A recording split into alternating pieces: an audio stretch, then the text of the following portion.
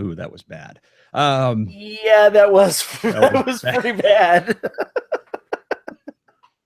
It's a good thing they're not listening to you say that shit. Yeah, we definitely need to cut this out. For the truly, truly uncut version, you have to sign a release and pay $50 a month. You should maybe see the non-disclosure on this bitch. Maybe that's the bumper right there.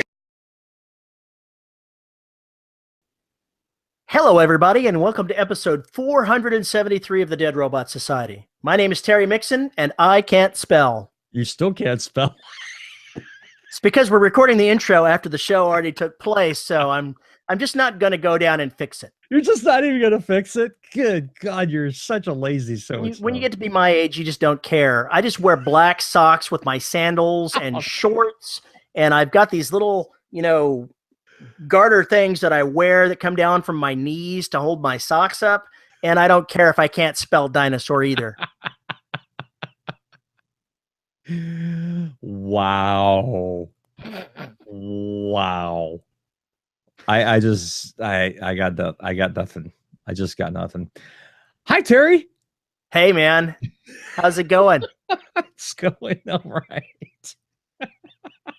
I had to put social media dinosaur in there because you were talking about expanding your reach to Mastodon, whatever the fuck that is. Yeah, Mastodon.social. If you don't know what it is, it's essentially a much improved Twitter, and it's actually moderated, and there are tons of different servers out there, and they can talk to one another. So it's kind of cool. It's been around very, very short, so I'm kind of taking my business there too. I'm Paul E. Cooley at mastodon.social.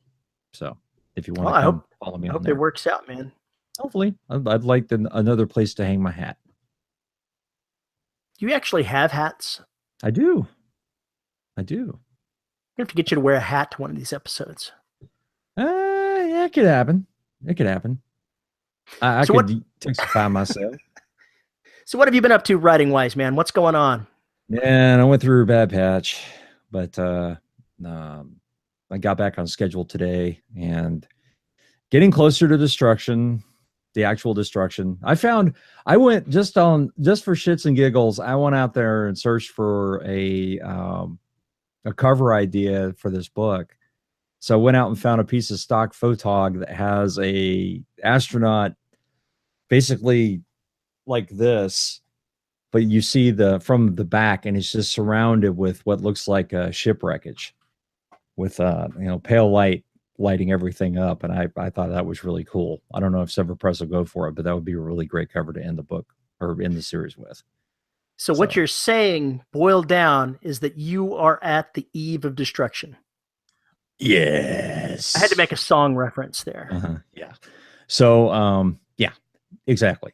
And doing recording on Gary's Inferno. So, and taking care of lots of other stuff. So you're a busy man. You've got a lot of irons in the fire. Yeah, never. Not me. Never. Not me. Mm-hmm. So what's up in your world, Bubba? Just went through the last bit of editing to go with Oath of Vengeance, the second book with Glenn Stewart. And he's shooting it off to a proofreader to take one final look at it. It should come out next week sometime. So It's almost happening. I'm looking forward to that. Then the audiobook will follow later? I would assume so. Okay. It really depends on the publisher on that one. So you're going to have V record a promo for you for this book? Since it was done by a different narrator, I think not. Because that would feel kind of weird. Okay. Fair enough. I had to ask. Yeah. Honestly, I don't know how to treat stuff that's done when I'm co-authoring with somebody else that's actually the producer on that. I'm not sure how I interface into that marketing. I'm not sure that I do. Yeah, I don't know. Okay, well, you should ask Glenn if he's got an audio promo he wants to run, that we will run it. I suspect he does not have an audio promo because he's not a podcast person. So that maybe could be arranged, but I'll talk to him and see what's coming up with Just that. Something for you to think about. Something to think about. Veronica has the last bit of corrections that I did for Behind Enemy Lines, book 7 in the Empire Bone Saga. So it should be off to ACX for its quality check before too much longer. I'm still on course to finish up the Terra book by the end of the month. Fingers crossed, we'll make that happen. And once I'm done with it, then if things work out, it'll come out about Christmas. Oh, that'd be awesome. So that'll work out really awesome. That'll be a good Christmas present for me and everybody else, I think. I think if we do this right, you and I could release our books on the same day. Ooh, that could work out. Assuming I get all the post-production crap done in time for Garrison Inferno. So that would be fun. That would be interesting. We could do a special kind of deal for certain folks. Yeah, that'd be kind of cool. We could totally do that. We could do like a private Patreon reading. Yeah, that'd be good too. We could do that. Next book in line I'm looking forward to. I'm going to write The Warlord in the post-apocalyptic world. So it's been a year since I wrote the first book in that, and I'm actually kind of jonesing to get back to writing something like that. So is it now the Road Warrior? Have we gone from, driving your Prius to now driving something with a bunch of skulls put on the front of it? I am totally going to put a warlord riding like that on a Prius in this novel. I am completely, that would be fucking awesome. I am completely going to do that. You know what? It'd be even better with a smart car. Oh, that's awesome. Dude, do they have a smart car that's electric? Is there an electric version? I don't know. I'm making a note to myself to look this up right now. Because I am totally going to do that. It's going to be jacked up just like the Road Warrior with the armor and the savages and the Prius or the smart car. That is so totally a visual that I want to put in that novel. Fuck. His turning radius would be badass, but it couldn't turn worth a damn. So should I go ahead and, put his minions on like little bikes? Little tricycles? Yeah, no. Put them on those mini motorcycles. Are we talking the ones that have the two wheels in the front and the one wheel in back? No. They have these mini scooters for really small children to ride, but they're fast enough or they're strong enough and powerful enough that adults can ride them. They just look ridiculous. I think that's what they use in those circuses where they see the people driving around on those little big scooters. Yeah, it's something like that. But you can actually, I saw a 6'6" man at the dealership where I got my motorcycle years ago. They were fixing one of them, or it was a floor model or something. He was showing something off, and he was riding this thing, and it was the most ridiculously hilarious thing I'd seen. If I do that, I totally have the scene in mind that I could do that, because the good guys have an ex-Army sniper on their team. And he could be watching some big 6-foot-something dude driving on this going, I just can't shoot him. I just cannot shoot him. I can't tear my eyes off of this. He must live. He must live. Oh, God. Oh. Then you could have somebody who's like 5'2" riding a 2,000-pound Harley. I think that would be just keep going with it. Keep it going. Oh, that's where I go ahead. No, that scene would be where I have, I've got a 13-year-old girl and her 9-year-old brother, have them steal a Harley. Oh, that'll work too. Yeah. There you go. One of them even leaning over to the side to do the shifting because the legs are too short to actually get there. Have them standing one on either end so that they could help balance it out. I think that would be awesome. I think we should definitely go for that. I might do that because that might be the tone of this particular novel. You never know. Who says you can't laugh at the end of the world? Yeah, there you go. There you go. All right, man. Speaking of laughing at the end of the world, it sounds like, really honestly, that kind of leads into what I want to talk to you about today. Which is? Upping our game. Upping our game. We can do better. We can write a more entertaining novel. I have no idea what you're talking about. All my books are perfect. Have you read your books? Unfortunately. My apologies. It was bad. I can't believe I subjected myself to it. I should sue myself. Obviously, you need more toe tags. More toe tags. Yes, and I need to be one of them. Have you ever thought about putting yourself in a book as a toe tag? Not as a toe tag, but I have Mary Sued a couple times in a couple different stories. I Mary Sued in the street, and very few people caught it, but they did catch it because they commented, they're like, "You son of a bitch!" I just think I'm in there and deep fried. I think it's deep fried, but I put myself in there. So yeah, I've done that. I've only done that once. Besides the Tony Down stuff is going to have some of that too. So that'll be fun. All right. I look forward to seeing that. So let's go ahead and get into the meat of the show, man. All right. Let's throw this thing on the fire. Tell me, Paul, what kind of professional development do we have as writers? How do we know how we improve ourselves? How do we know what we don't know? How do you know what you don't know? That's always the challenge, isn't it? You get educated. That's easy to say. It's hard to do, especially as a writer, because, it's one of those instances of introverts unite separately in your own homes. I think it just depends on what you want to tackle and how you want to tackle it. We've had several shows on this. We've had several episodes on this show where we've discussed, how you and I need to better organize our stuff, or we talked with other writers about getting organized and figuring out exactly how you're doing things, putting together schedules, all that crazy crap. We've had ridiculous amounts of discussions about that. However, I think what you need to do, and the best time to do it, is when you've finished a book, is to go. It's just like with software projects, you always have the autopsy afterwards, where everybody gets together and they do a postmortem. They basically say, here's what worked, here's what didn't work, here's how we could have done this better, here were the blocks that got in the way, here were the issues that we had to deal with. Now, how do we do this better next time? But I think part of that process means you have to pay attention to what's going wrong at the time that it's going wrong and write it down. There are things about being, at least at the level of writer that I'm at now, that until somebody told me that I was missing out on something, I never even had a clue they existed. I never even knew there was such a thing. I mean, let's use advertising for an example. AMS advertising on Amazon.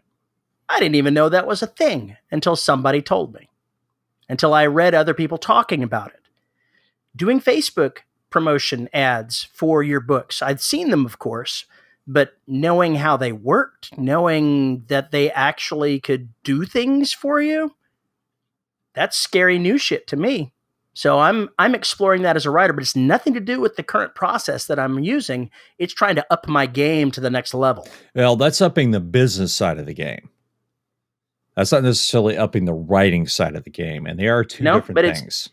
It is two different things, and it's certainly more possible to find out that there are things on the business side that you had no idea about.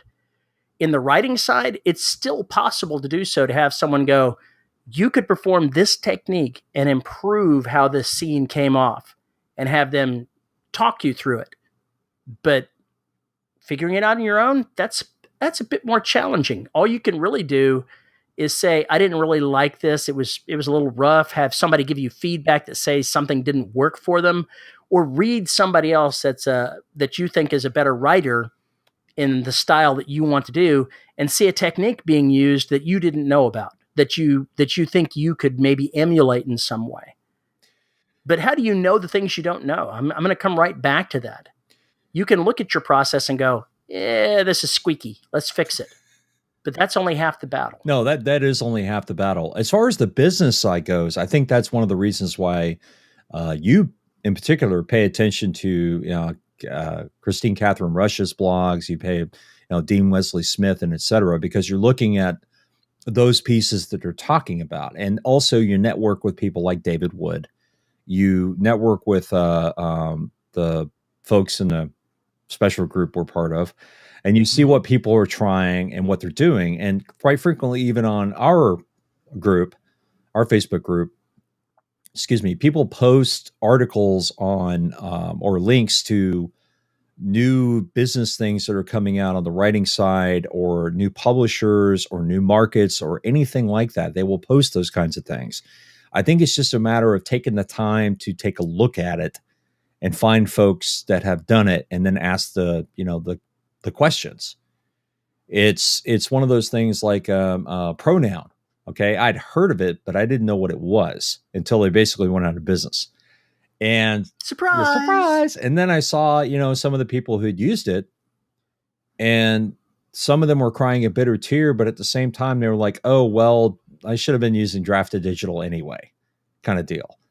So I think you just have to pay attention to what's going on the business side, and there are a ton of blogs out there. And believe it or not, Amazon sometimes actually has good information for people who are in the Kindle. They send out a newsletter, I think, once a month. And you actually read that thing? I take a look at it. It's usually bullshit. It's usually like, "Hey, pay attention to this such and such writer who's making, $100,000 a month."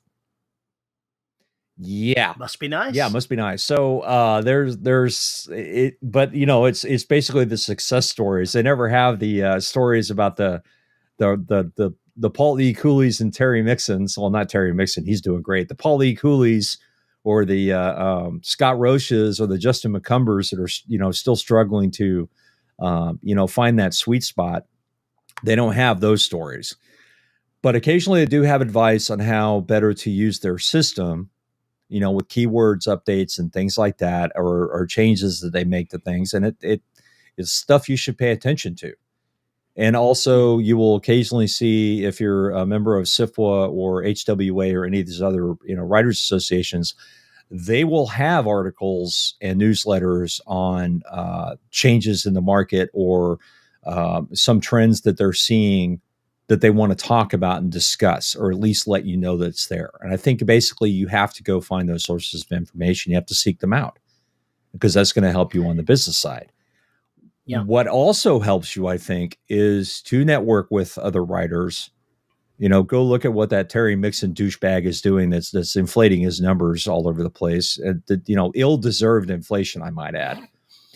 It's a cheat. It's a cheat. He's just, anyway. You take a look at what those folks are doing, doing, and maybe you ask them some questions. I wouldn't be afraid to, reach out to a writer and say, "Hey, this is what I'm doing, and help." I did that with Scott Ney, and some of the things that we talked about were very, very helpful. And I think that you just got to spend the time. It's just like any other job. You have to actually do some outside research outside of your job to get better at your job. This is why they send people to training courses. This is why when I was a big bad techie, I would come home from work and I'd spend 3 or 4 hours learning a new technology, because I wanted to see if it was something we could use at work. I didn't want to get an idea of, hey, if I lose this job and I want another one, I might need to know this shit. So it's things like that, and I think we have to work, and we have to think that way. It's not just you put words down and then you publish it and it's done. It's not the way it works. One of the ways that you can learn something new on the writing side is to read outside your genre, because if you read, say you don't write romance. Say you read a romance, though, you might pick up some techniques that are applicable to doing relationships in your horror novel. You might pick up something by reading action adventure or thrillers, and how to do the pacing of the action sections.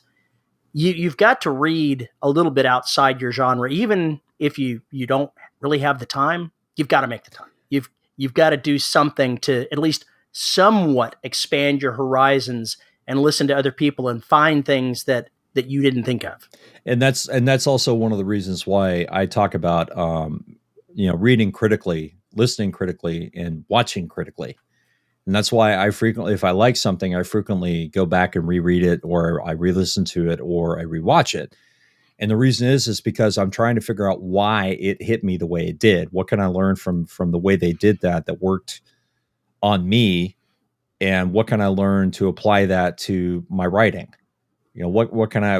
how did that scene affect me? How would I describe that scene that I saw in 2001? How would I describe that in a book? How would I do it? Not Arthur C. Clarke. How would I do it? And those kinds of little exercises, I think, are pretty damned important. And it can also be your warm-up exercise. It's just 500 words just to describe something there, and not really write a story about it. Just write that scene. And then go back and look at the words. And frequently, what I do with a lot of what I read and what I listen to is I will mark down a particular turn of phrase or a piece of description I thought was just absolutely brilliant because it's stuff that I want to steal for later. And also listening to or reading your favorite author and figuring out what it is about the language that, or the story mechanics that make that work sing to you. And I think that's how you end up upping the game a bit. I mean, I'm going through Gears Inferno right now, and I found several places where like I really don't like the voice that I used here. I really don't like it. There's something that's not working for me anymore. I think the sparseness is starting to have a little bit of an effect on me, and I'm looking at it going, this is too sparse.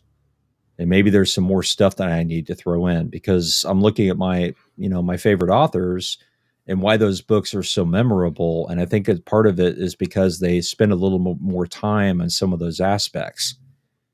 And, Stephen King could be a long-winded son of a bitch, and you don't need to go nearly as far as he does, but there are parts that really kind of sing to me when I want to write about people, which is what he does. I mean, he is very, very character driven in his writing, which is one of the reasons why he writes these big ass books with tons of characters and makes it work. I'm not there yet. I'm not ready to tackle something that big, but I'm working on it. There are stories that will require that, and I want to work up to those. One of the technical things that I picked up as a writer was working with Glenn Stewart. And I found that one of the differences between the way he writes and the way I write that I liked was going ahead and taking certain times where I would take and lead off a sentence with someone nodding or doing some physical gesture to identify them, and just moving that to the end of the first sentence in the paragraph where dialogue, comma, close quote, he nodded or said as he nodded. Moving some of those out away from the beginning made my work look a little bit more professional. Yeah, and that's also, it didn't feel as clunky. That's also why I'll start a sentence and then put where the natural pause would go, then do the dialogue tag, and then continue the sentence, right? Because then you get that idea of, well, and then, scratches his head and continues kind of deal. And it does break up the monotony of having the he said, she said stuff, basically in every sentence, because you have a few more things that you can do there. The reason I mention that is because that's a concrete example of where I upped my technique. I read somebody that I like as an author, and I said, what are they doing? What makes their stuff different from mine? What could I modify in how I'm doing mine that doesn't change my own voice, that would help mine look a little bit better, sound a little bit better? And so that's just one example of having read somebody else's work critically and said, I could do some of that. I think that is very important stuff, is paying attention. And there's reading for enjoyment, there's watching for enjoyment, and then there's reading for critical assessment and watching for critical assessment. And we're not talking about whether or not a book or a movie is good.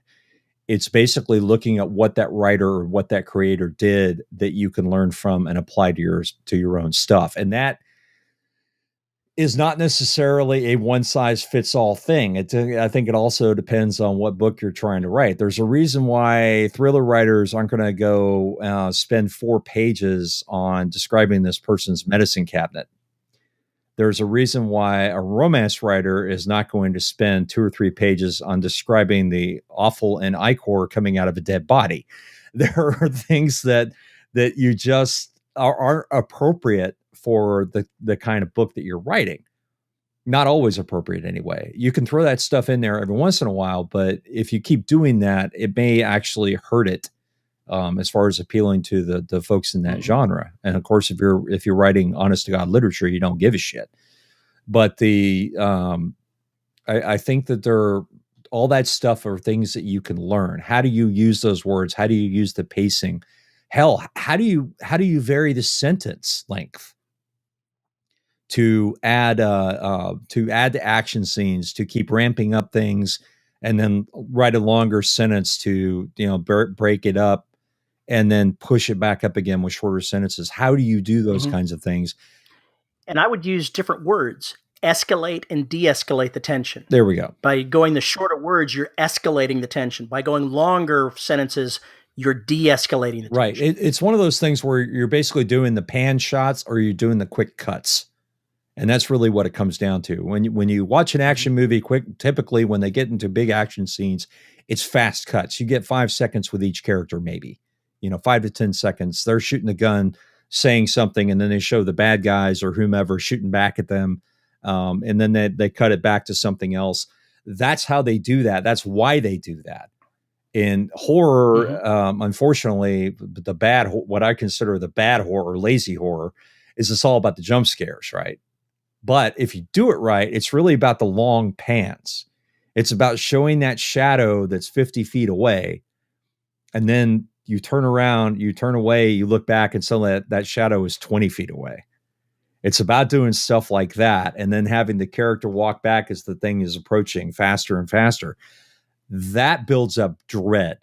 That builds up all those emotions that are so primal and that really, really terrify the shit out of us. A jump scare is there and it's gone. You want to try and have these moments where you see the monster coming towards you and there's not a goddamn thing you can do. That's the kind of stuff that you want to have in horror. That's the kind of stuff you want to have in suspense. That's not going to work for romance. No. But one of the things that I picked up in romance, I'll admit that the only real romance author that I read a lot of things is Nora Roberts. I have not read Debbie McCumber. I've never read any of the other big name romance authors. But one of the things that I did pick up from Nora Roberts was how to really dig into the dialogue, how to really bring the character to life by talking, their methods of talking. And it's not saying trying to insert an accent into the writing, but there are certain techniques that she uses that make the character sound different in your head as you're reading the words. It's word choice and where they put the natural emphasis, which doesn't have anything to do with putting, I just said putting, with the and with the single quote after it. No, not Putin. And the actions that it also includes the actions that the character's taking, how the character interprets what they're seeing, because you've got the internal monologue going along at the same time. And she has a wonderful way of mixing the external and internal dialogue in like a little slow blender to go ahead and make an interesting brew for that particular character. And the way she's written hundreds of novels, so she's really good at it. So even if you don't like romance, find somebody that's written a lot of books and look at the technique. It's like a painter and technique. You look at the masters and say, how did they do that brushstroke? How did they do this sort of thing? I said brushstroke, but I meant brush stroke. We're not swimming. We're painting, damn it. Yeah, that's what I thought you had said, but I was going to let it go. No, I realized what I said when I was doing it. But yeah, there's so much technique you can pick up by looking at a master of any genre, whether it be Nora Roberts, whether it be the man himself, Mr. King, whether it's God only knows who in whatever genre you're talking about. Clive Cussler in the adventure genre. You can read the masters and you can figure out so many things technique-wise, just little bitty things that up your game just a teeny bit. And it's all a step of increments. You're just always trying to incrementally improve yourself. The other thing I like to look at and try and do more of is basically putting a subtext in there, which is in dialogue. You can have a character mispronounce or use bad grammar, and sometimes you can do it. Well, if you do it right, you do it in such a way that the reader understands that is exactly what that character meant to say. because they didn't know the right word. That speaks to maybe their education level or their socialization or something along those lines. And you don't have to discuss it. You really don't have to discuss it. You can have the other character roll their eyes. You can have the other character remark later, or even more funny, you can have the character who did this and in their internal monologue, talk about how stilted the other person is actually speaking correct grammar. It's little.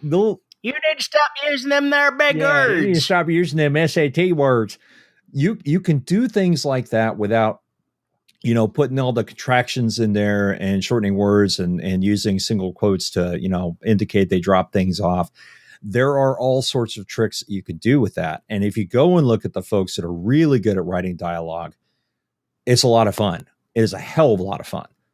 I can't remember the story name by, I'm sure if Charlie were here, he could say exactly which one it is. And maybe all God's children go to heaven or something. I can't remember, but it's by Flannery O'Connor. I'll try and remember which one it is, but she wrote a story where basically it's a son and his mother, and he's taking his mother to the clinic or whatever. And they trade places. He's looking at her as being ignorant and overly optimistic and racist and everything else. And then by the end of the story, things have flipped between the two characters. And it's difficult to explain here, but basically as things heat up, she gets more calm and he gets more frantic. But if you look at the story, you can see them basically switch completely. And it's based on situation. And it is a really cool way to do something, is to not necessarily tell the reader, it's to show that. It's to show the reactions. Mm-hmm. It is to have the stuff in dialogue that you naturally pick up. And you don't have to be a literature student to get that, or a literature reader to get that. You can just put that in there and have a lot of fun with it. There's a movie that I never actually saw, but I saw the previews for, that had Bill Murray and I forget who the actor was that played his psychologist. But at the start of the movie, Bill Murray is just this neurotic, totally can't do anything. What About Bob? Yeah, I think it is What About Bob, where he's like on the bus saying, "Please knock me out," to somebody on there. And the longer he stays with the psychologist, the more crazy the psychologist gets and the more calm and rational Bob gets. Richard Dreyfuss, yes. So I've never actually seen the movie, but it's a great example, just watching the trailer of seeing that sort of thing happen. Yeah, and watching a character just completely come and unhinged. It's a lot of fun. There are just so many different things you can do. You can have a character switch voices depending on who they're dealing with. So for instance, to Track 9, I've got an audio engineer who's dealing with hip hop folk. And when he's dealing with hip hop folk, he's going to speak differently than when he's speaking to Detective Dewhurst or somebody else. It's going to be they're different faces that you put on there. Like I talk differently. I don't know about you, but I talk differently with my friends than I do with my parents. Word choice and things like that are going to be different just because you're speaking to a different audience. If I'm up in front of 100 different people, giving a presentation, I'm not going to talk like Paul. I'm going to talk like somebody who's trying to convey information as opposed to my usual manic craziness, because it's a different audience. So you do change those things regardless of whether or not I'm always like this. No, you're not. You change depending on who you're dealing with. And we change on this podcast. You may not realize it, but we do. Absolutely. Change. We have interview personality with people we don't know. And then we have interview slapstick with people we do know. And then we slip in and out of this craziness but when we really dig down on something, we get serious, and then the wisecracks stop for a while, just like they have the last few minutes. So it'll end. Trust me. I think it already did. Just by calling attention to it, we're screwed.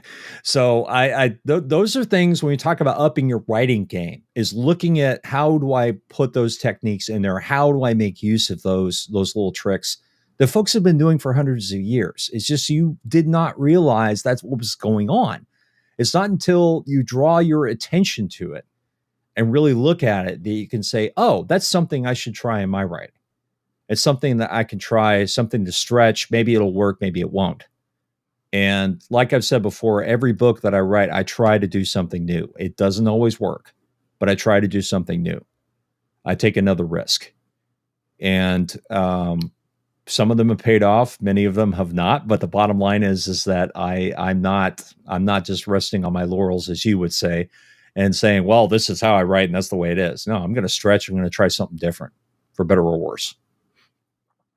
One of the things that I tried and did not succeed at was I added too many characters to a book at one point and had to go back and cut points of view and consolidate scenes because it just wasn't working. I experimented with it and it failed, and I was bright enough to realize that this is too complicated. Right, but that's something you catch in editing, or you catch when you've tried it for a while and you're like, this just doesn't work and I'm not feeling it. But the thing is, you tried it. I did. And that's the point I'm making is it's okay to try and fail. Even if it makes it all the way out into the world, you've got to try. Yeah, if you don't fail. What's that saying? Fail early, fail often. Early, fail often. Failure is a sign of success. It's shocking, but as long as you learned from it, every failure is a success as long as you learn from it. There's always going to be some consequences to failure, but if you never fail, you're never going to get better. You're never going to succeed. We learn from our mistakes as human beings. We don't ever learn from our successes. That is an interesting point. I think that there is you after you hit a home run and I'm talking metaphorically, of course, and you're running the bases, right? You don't pay attention to where your feet are. You didn't pay attention to where your feet were next to the bag. You didn't pay attention to how you were holding the bat. And as you're running around the bases, you're going, how the fuck did I do that? Well, this is why it's important, because you do pay attention when you miss that ball, when you get that strike or get struck out, or because you ran the bases maybe not the right way, you get thrown out, and you learn from those. You don't learn from the times that you actually hit the ball correctly. It just happens because you've done it so wrong so many times. What I've heard, it was describing either shooting baskets, I believe, and the amount of practice it takes shooting free throws on the basketball court, is you practice long enough until somebody had said, so you practice until success becomes inevitable. And the guy said, no, you practice until failure becomes inconceivable, or something like that. You just keep practicing to the point to where you've eliminated the things that keep failing. You're not aimed at success. You're aiming to trim the things that didn't work, because that's really all human beings can focus on, is what did not work. And I completely agree. And I think that's why you need to read critically and watch critically when you get time. And it doesn't have to be all the time. Everybody needs to let their brain go eventually and just sit back and enjoy something. But like I said, this is why when I really like something, I will go back and reread it, rewatch it, revisit it, whatever, to try and figure out what the creators did that caught my imagination and really spoke to me, because it's something I want to try and steal. That's how you read critically as a writer. What can I steal out of this? What can I learn? That's why when we do our book reviews, we always say, what can we take away from this? Even if we hated the book. Yeah. Yeah, I can't find the actual quote. Success is often achieved by those who didn't know that failure is inevitable. That's an interesting quote, but it's not the one you were what I was looking for. So it's not the one I'm looking for. I'll eventually find something. So I undoubtedly said it wrong, but take the theme from what I had said. The theme, not actually what you said, just the theme. Well, take whatever you like. So all this said, is there anything in particular that you've learned this year that you're going to apply to next year? Your next book. There's a lot. Well, writing, we're talking writing Yes, technique. not business, but writing technique. Oh, gosh. There's a mixture of things that I want to accomplish that are part business and part writing. It involves doing things like opening up perhaps an anthology and having other writers come in and write in my sandbox. So that's part business and part not business. As for the stories that I'm writing, I'm going to start writing perhaps different points in the same universe. I have already started that. I've already split my two main characters so that they're on different tracks right now.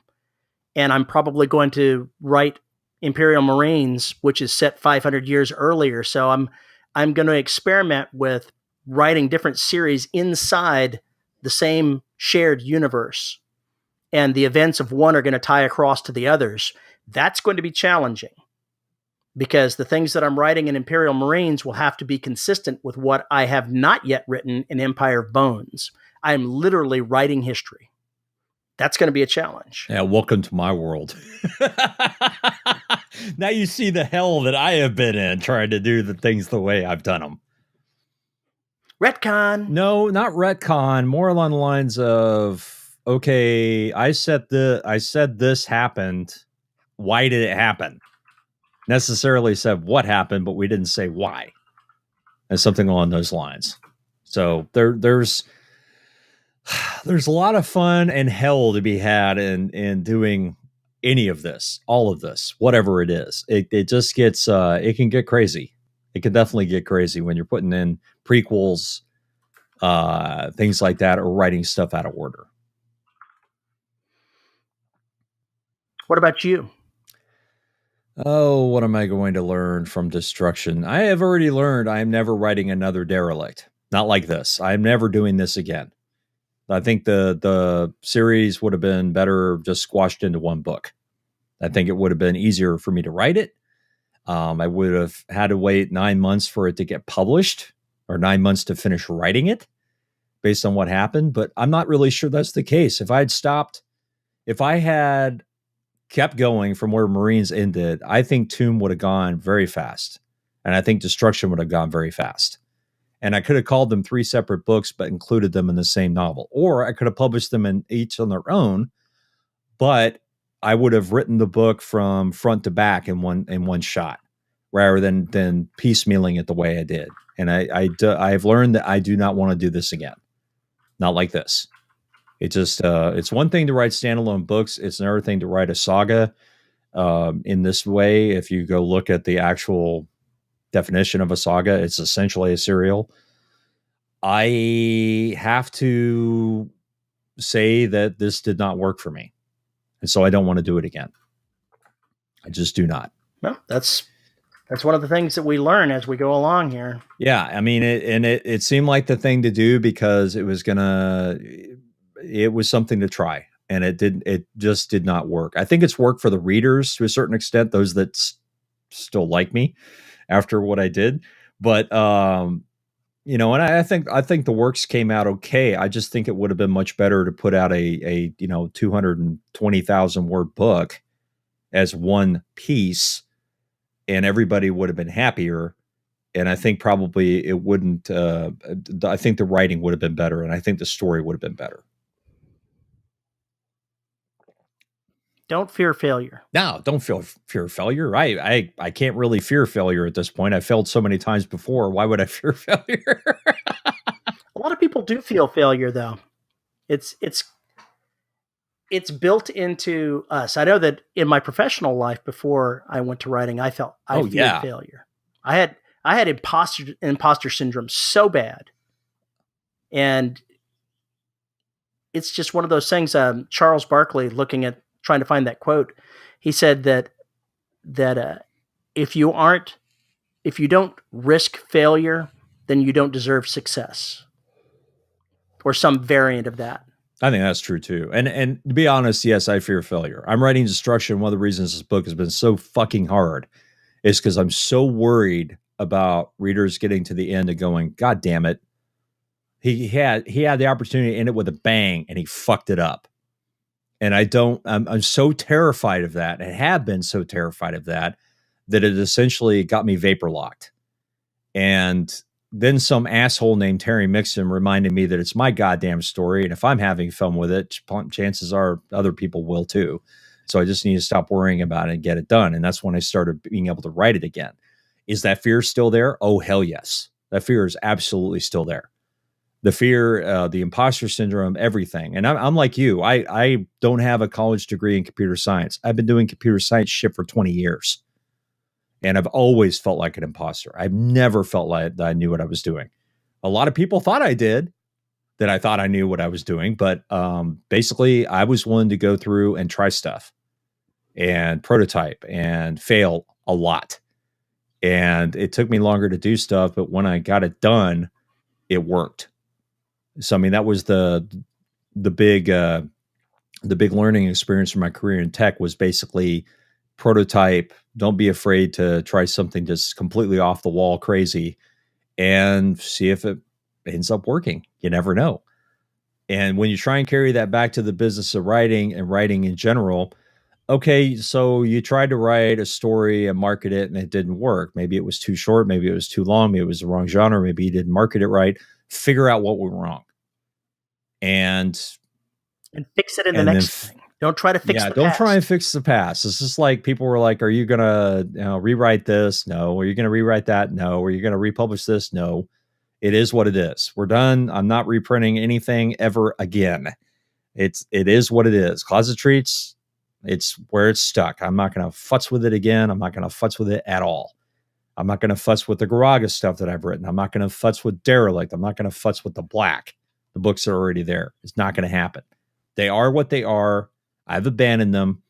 And all I can do is make the next book in that series or the next book period better than the last one. And that's basically the goal.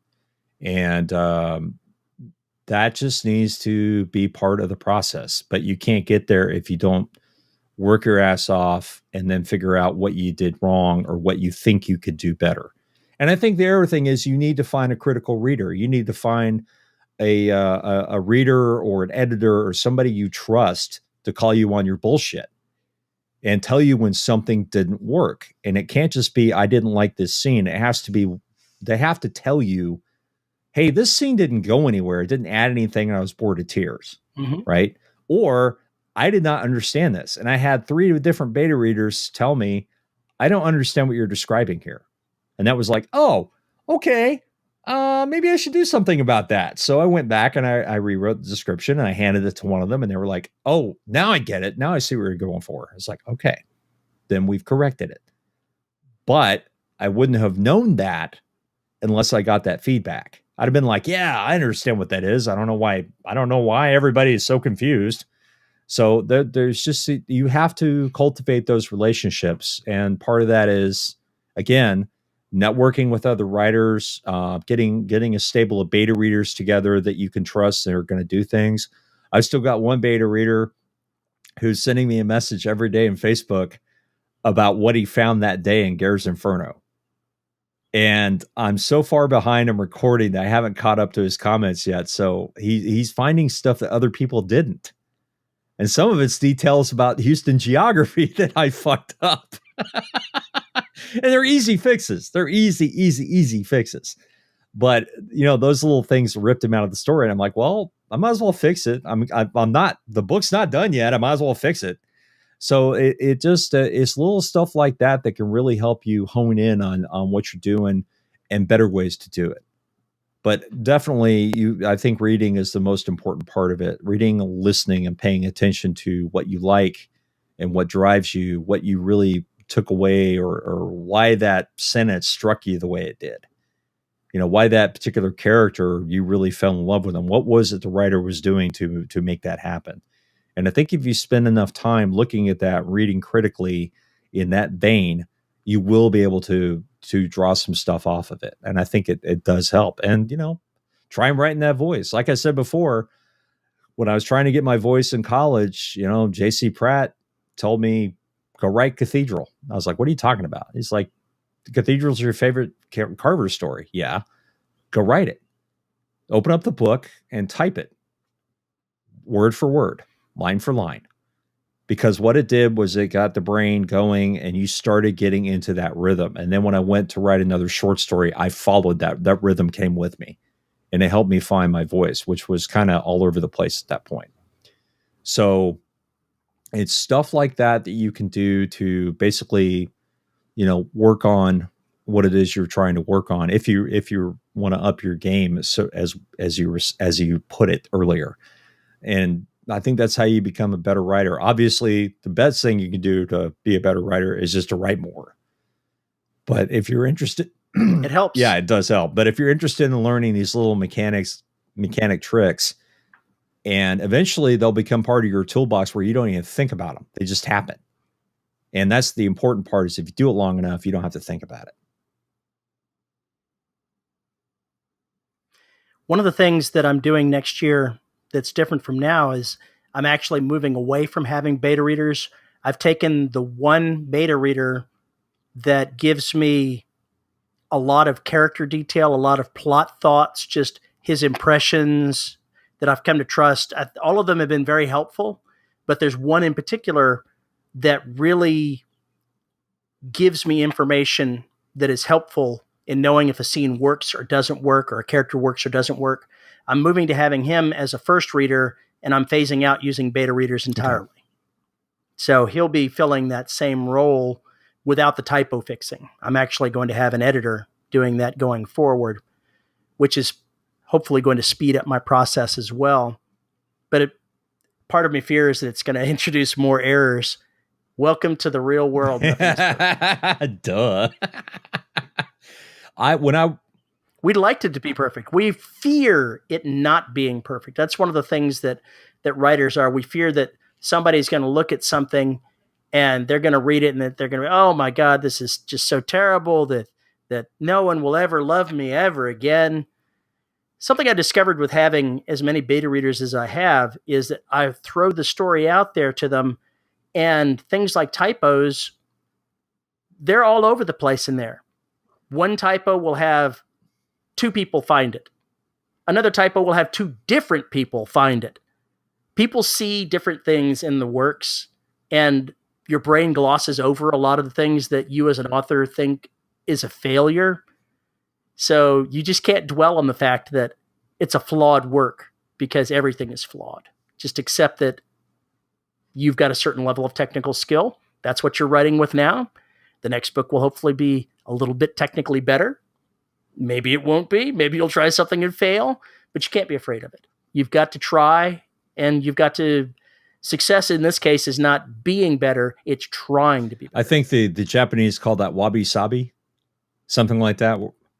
Is that something you put on? Is that something you put on, no, on your food? It no. Sounds like something. It is the concept that I think the original reason was because they didn't want to offend the emperor, who was supposed to be perfect, that every piece of art had to have an intentional flaw in it. And it no longer has to do with the emperor now. It has simply to do with the fact that the artist, whether a sculptor, writer, anything like that, purposely does something like that to remind themselves of their own hubris, their own humility in the face of nature. And I think that's a really cool concept. The thing is, I don't have to try and add wabi-sabi. It's built in.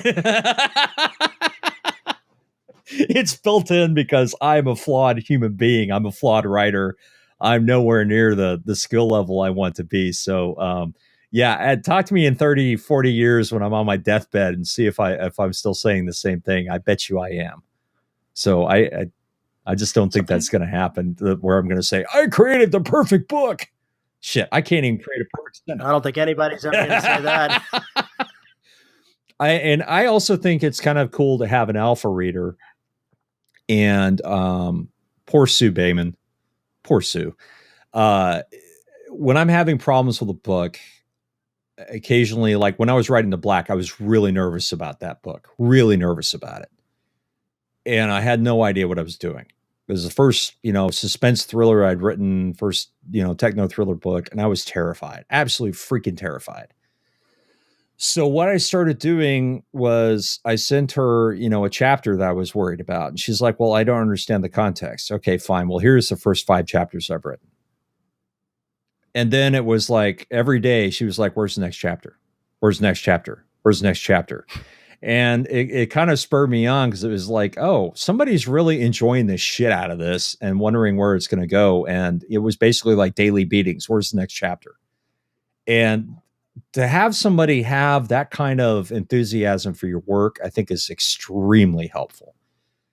As long as they're also willing to say, this isn't going to work here, buddy. You need to go back and fix this.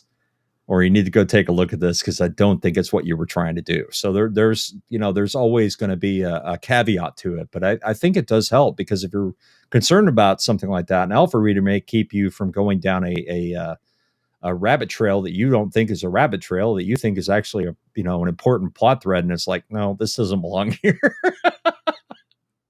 And of course, beta readers catch that shit too. It's just an alpha reader will maybe catch it before you go back and do all the fixing the typos and the bad sentences and everything else. It's more about basically story development. It's more about making sure that you've covered the beats. It's more about making sure the details are where they need to be.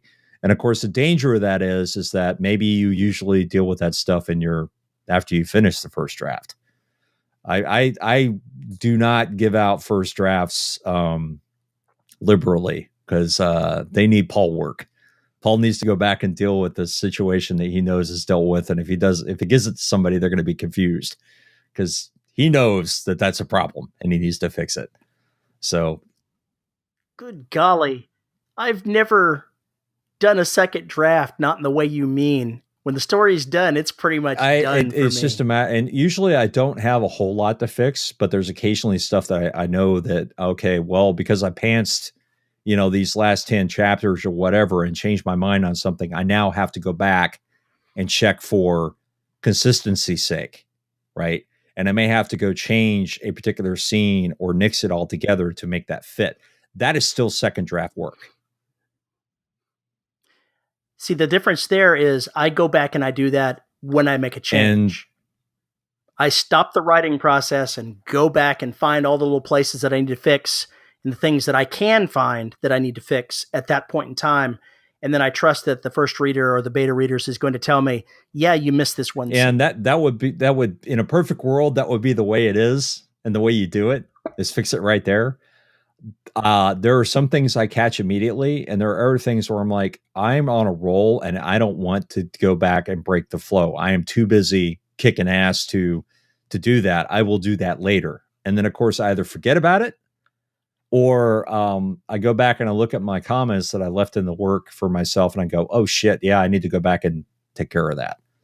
So there's always going to be stuff that I miss, but I do spend, after I finish writing a novel, I spend a week or two going through it and looking for that kind of stuff and trying to find all the stuff that you would trust an editor to find.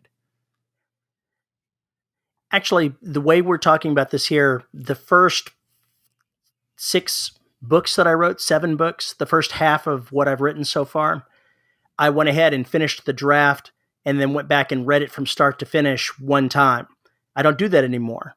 And I was very nervous about doing it in the first place, but it seems to have worked out. If you're able to do that, that's freaking awesome. Hat off to you. Hopefully one day I'll be able to get to that point. But for right now, I still have to go back and look at it. And I think also part of that is because I know I'm going to be recording it. So I'm a little more stringent on words and phrasing on how they look, not only on the page, but how they're going to be pronounced when I go at them in audio. There's no reason why, doing the recording of the audiobook as my last piece of editing is really, really, really helpful.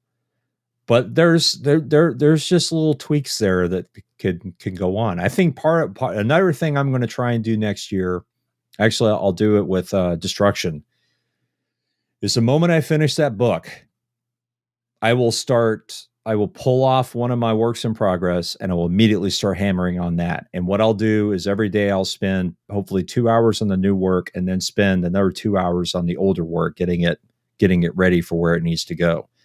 so that I can basically, instead of coming to a dead stop and only working on one thing, I can start really, multitasking, but keeping them separate, if you will. So I don't get burned out on anything. And I've been Sure. really terrible about doing that. I just have got to do it if I want to write faster and put out more books. It's just the way it's got to be. So what do you not have any idea of the things that are coming after you finish this current work in progress? I've actually tried to schedule out what I think that I'm going to do for next year. So yeah, scary shit there, trying to schedule it out and saying, yeah, what book is going to go here in the slot and what time frame do I anticipate it taking? I've scheduled out next year. What could possibly go wrong? I know which books I want to write. I don't know what order. And the order, I think, is going to depend on how well Destruction does in its wrap up and how well Garrus Inferno does. But I think as soon as I finish Destruction, I'm going to go work on Signal Decay. And then when Garrus Inferno comes out, I'll look at the numbers, see what's going on. And if it goes well, if it does even decent, then I think Track 9 will be the next thing I write after Signal Decay, because I want to put out another book that's urban fantasy-ish, that can keep that streak going. So I want to, basically put out one of my Nephilim books, something else in the Soul and Beyond, series or universe, whatever. So I basically keep everybody rotating, kind of like what you've been doing with your different series. You don't just keep pumping out in the same series. You're basically putting out a book, then you go put out another one in another series and keep circling around. So everybody's getting some love. And I really want to try and do that as much as possible with my own stuff, because there's so many different stories I want to write. But the timing is tricky, because if I do really well with Derelict and suddenly I finish the last Derelict book and now everybody thinks this is the cat's meow, the pressure is going to be to go write another one with those characters. That's going to be the pressure. Regardless of what I want to write next, the market is saying you need to write this next to keep this going while it's hot. And I can guarantee you that my schedule has been rearranged by my pocketbook on more than one occasion. I think that's the risk you run. And I think it's also a problem. And you this was not an issue back in the old days, for traditionally published authors. This was not a big deal, because you hand over your book and it would take a freaking year to get published. Well, in some cases, it would take 2 years to get published. So by that time, you'd have 3 more books sold, right?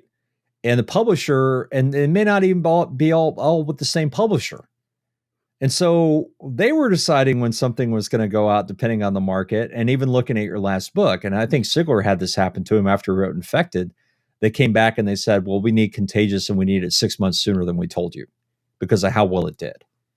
And so suddenly he has to throw all his plans go out the window, and he has to focus on getting Contagious done. And so it basically, it doesn't matter how well you schedule it. You had a taskmaster saying, you will do this now. You shall do this now.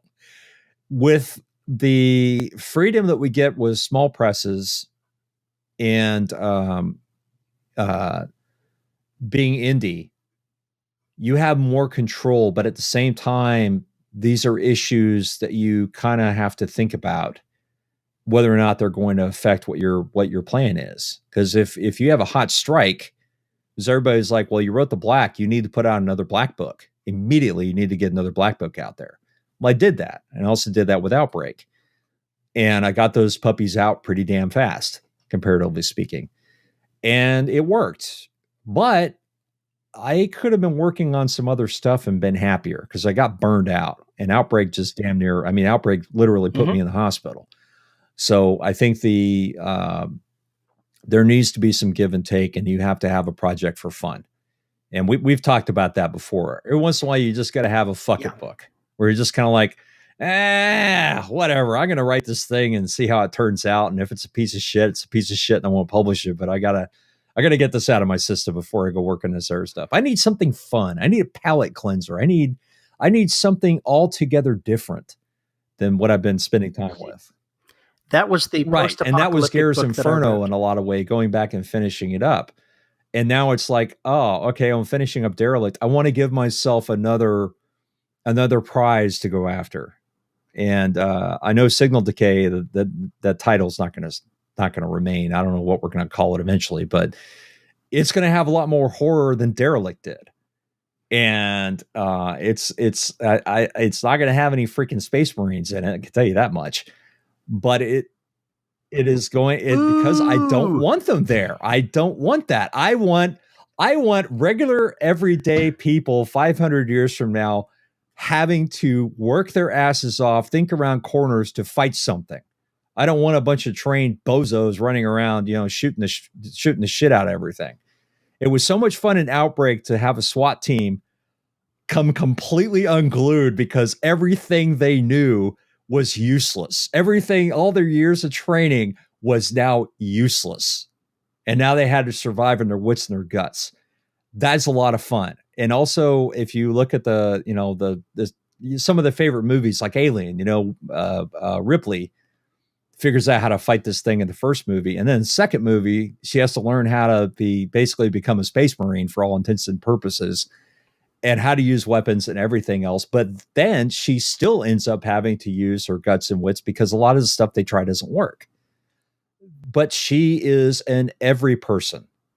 She's somebody that didn't spend years fighting or any of that other kind of stuff. It's somebody who was a freaking, lieutenant on a spaceship.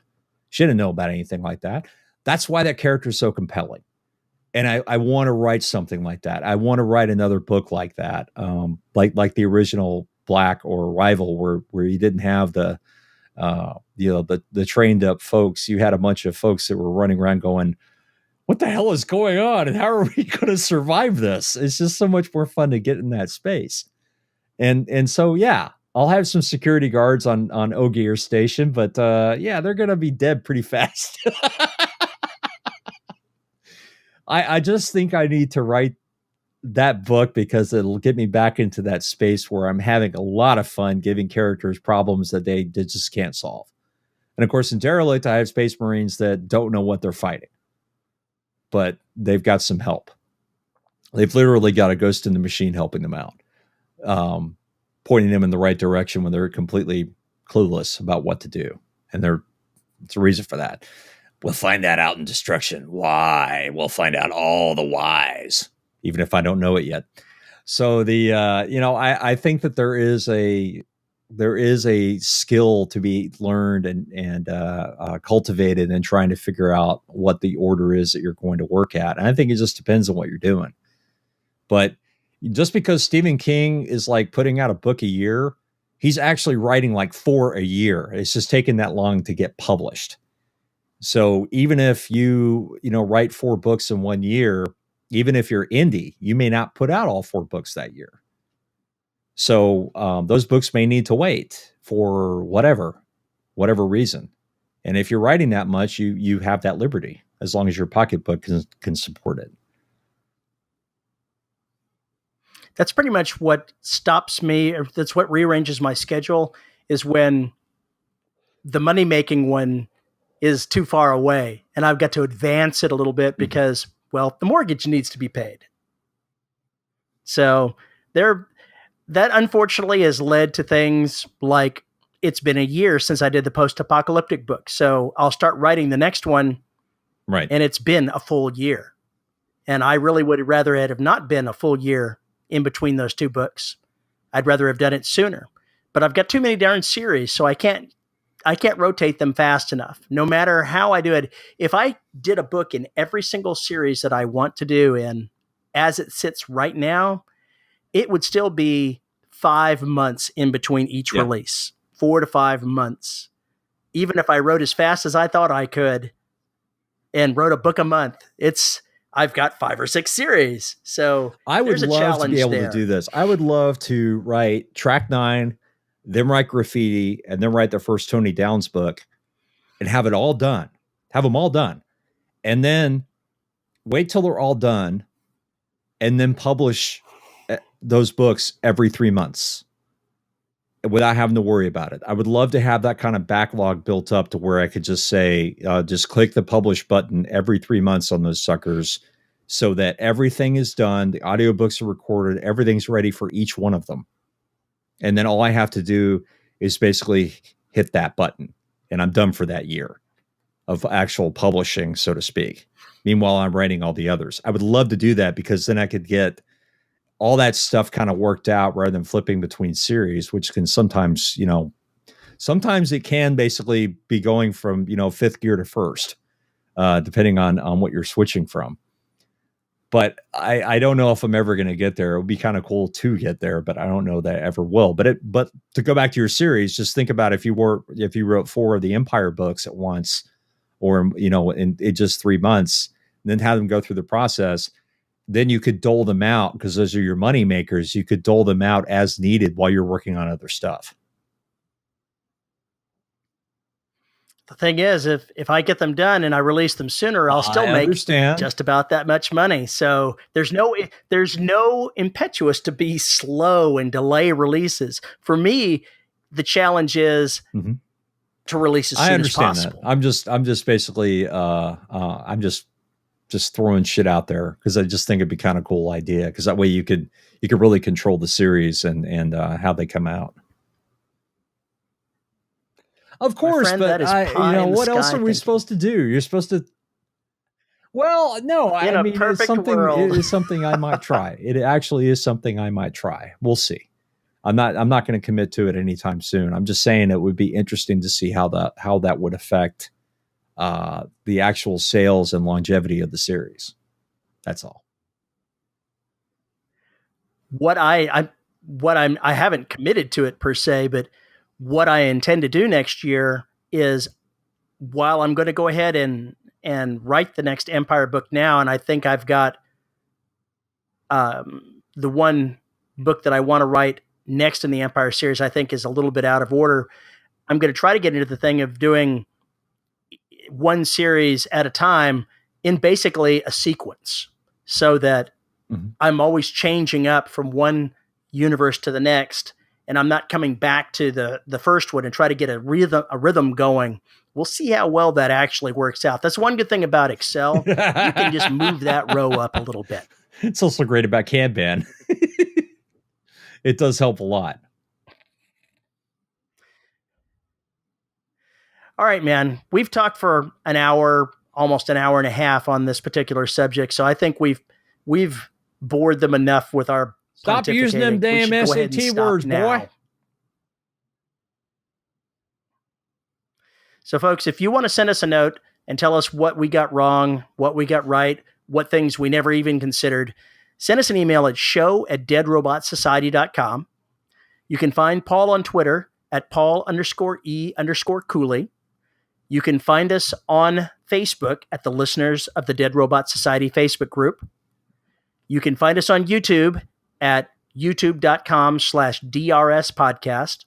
And of course, you can support us on Patreon at patreon.com/DRS podcast, where all of our supporters that make things like using the new audio method we're trying out today possible. We, of course, cannot possibly do this without thanking the good folks at podhoster.com, who host all the audio episodes of madness for you. But Paul, you need to go ahead and list off the craziness that is our $10 supporters, because I am just sure that somebody's got something in there that's going to break happened. You. And our $10 a month patrons are Robert Slade, Caleb the Big Sleazy James. Nathan is wondering why he is paying for the Great Cornholio Petty. Drew, leaf blower choir conductor Bernardi. I hate you so much, Drew, you bastard.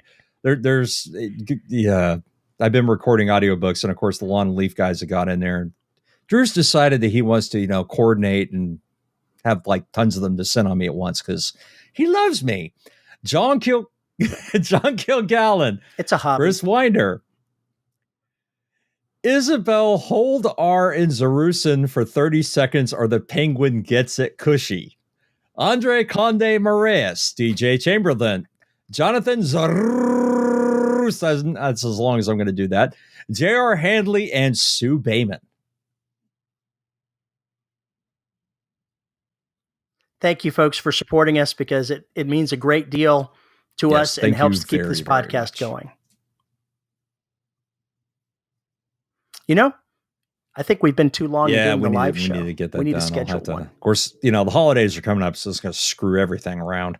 But yeah, life is tough. Life's tough. Well, folks, thanks for tuning in. We hope that some of this proves useful to you and that the parts that aren't useful just fall out of your head. Well, okay then.